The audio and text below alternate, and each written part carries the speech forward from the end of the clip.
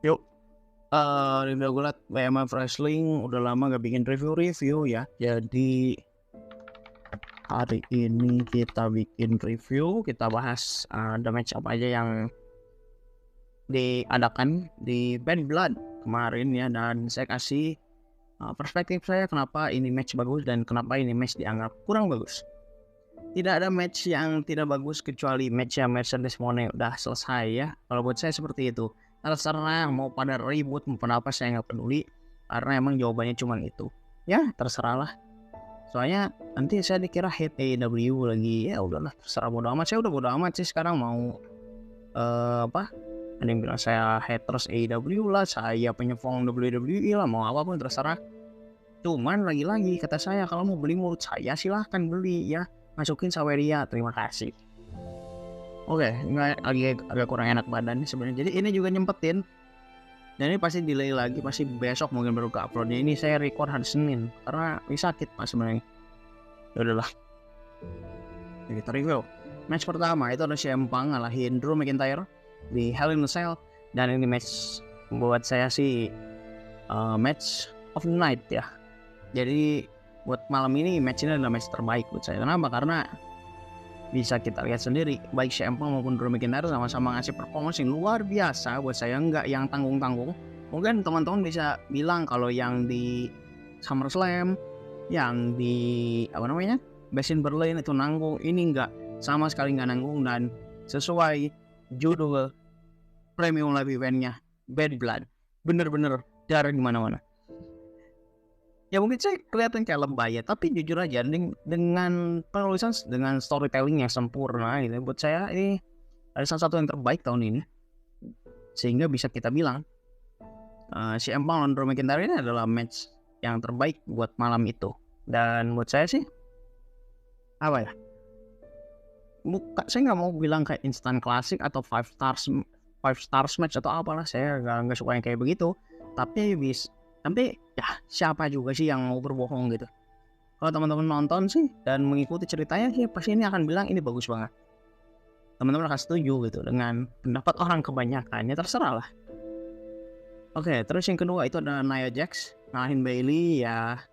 Matchnya cukup umum, nggak terlalu spesial. Terus juga Damian Priest lawan Finn Balor. Damian Priest menang dan itu juga nggak terlalu spesial jujur aja, meskipun ada gangguan dari Judgment Day, tapi ya lagi emang bukan itu poin sellingnya, bukan situ, jadi kayak ya udahlah. Oke, terus Rhea Ripley menang lawan Liv Morgan tapi via diskualifikasi karena diganggu sama Raquel Rodriguez di return. Buat saya ini adalah hal yang bagus ya, karena si Rhea Ripley udah jadi baik tapi dia malah dapat balas dendam dari lawan-lawan yang dulu gitu, yang dibikin sengsara gitu dalam tanda kutip sama Rhea Ripley. Ini buat saya adalah storytelling yang cukup bagus. Saya nggak tahu apakah Raquel akan masuk Judgment Day atau enggak. Lagi-lagi ini adalah match yang luar biasa buat saya. Seenggaknya ini mungkin cocok untuk jadi penutup dari babak barunya. Ini bisa cocok untuk jadi babak barunya dari feud-nya Rhea Ripley dan Liv Morgan. Mungkin dengan Raquel Rodriguez atau mungkin dengan siapa saya nggak tahu fokusnya, atau mungkin berlanjut ya yang ada tambahan Raquel Rodriguez ataupun lain sebagainya. Tapi yang bisa saya bilang adalah saya mengharapkan lebih dari Rhea Ripley, karena jujur aja senang gitu saya lihat Rhea Ripley dari dulu, dan saya dari dulu itu cukup konsisten bilang, meskipun yang nggak ada di video ini juga, nggak ada di channel ini gitu, tapi saya dari dulu tuh konsisten selalu bilang Rhea Ripley itu akan jadi bintang besar di WWE, dan sudah terbukti kan. Makanya saya sekarang berani mengharap lebih juga sama Rhea Ripley, yang mudah-mudahan dia bisa ngasih performa yang jauh lebih bagus daripada yang udah dikasih sekarang. Bukan saya bilang yang sekarang itu jelek, tapi ya ini masih bisa dipuji lagi. Ini bahkan mungkin bisa jadi titik baliknya Rhea Ripley, nanti WrestleMania dia tiba-tiba menang, mungkin bisa seperti itu, nggak tahu juga. Tapi sih saya bisa mengharapkan seperti itu ya, dan mudah-mudahan itu bisa terjadi. Mudah-mudahan lagi-lagi ya. Oke, terakhir itu adalah Cody Rhodes dan Roman Reigns ngalahin Jacob Fatu dan Solo Sikoa. Ini match sebenarnya sih nggak terlalu ini ya, bukan yang wah banget gitu. Tapi dengan storyline yang dikemas cukup rapih, eksekusinya juga jadi oke. Salah satu yang cukup saya senang adalah kembalinya Jimmy Uso. Ya, siapa yang bilang saya senang dengan kembali The Rock? Enggak, saya lebih senang dengan kembalinya Jimmy Uso. Ya, saya juga senang sih sebenarnya dengan baliknya The Rock, tapi saya lebih senang dengan Jimmy Uso ya.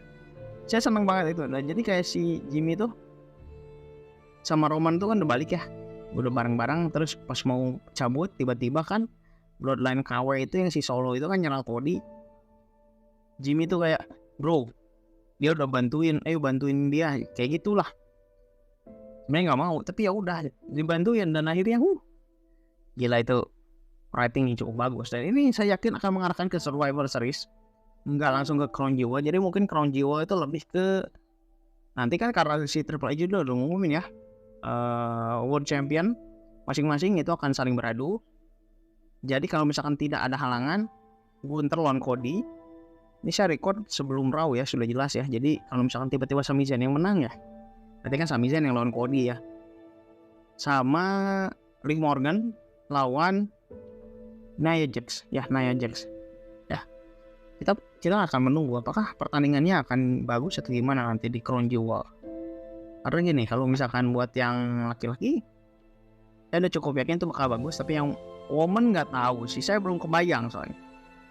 Tapi gini, kalau misalkan kita lihat ya, The Rock balik, Jimmy Uso balik, ini mungkin akan jelas mengarahkan ke Survivor Series. Terus ditambah juga kan kemarin Kevin Owens ya.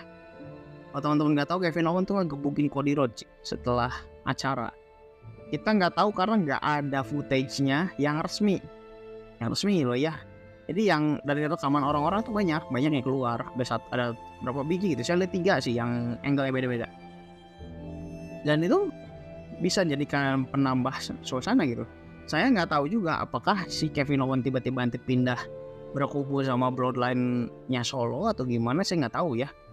Tapi saya cukup yakinnya gini, Randy Orton bakal memihak salah satu.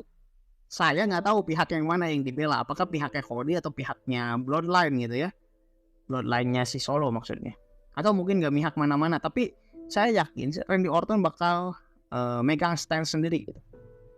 Karena apa? Jadi gini, jadi di Twitter itu ada fans gitu ya, fans ngechat Randy Orton di DM Twitter, ngechat itu temen lo ribut gitu.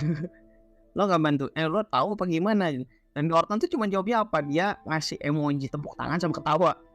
Berarti kan ini udah jelas sih, si Randy Orton pasti bakal ngasih statement gitu ya. Nggak tahu statementnya apakah dia pro ke yang mana gitu.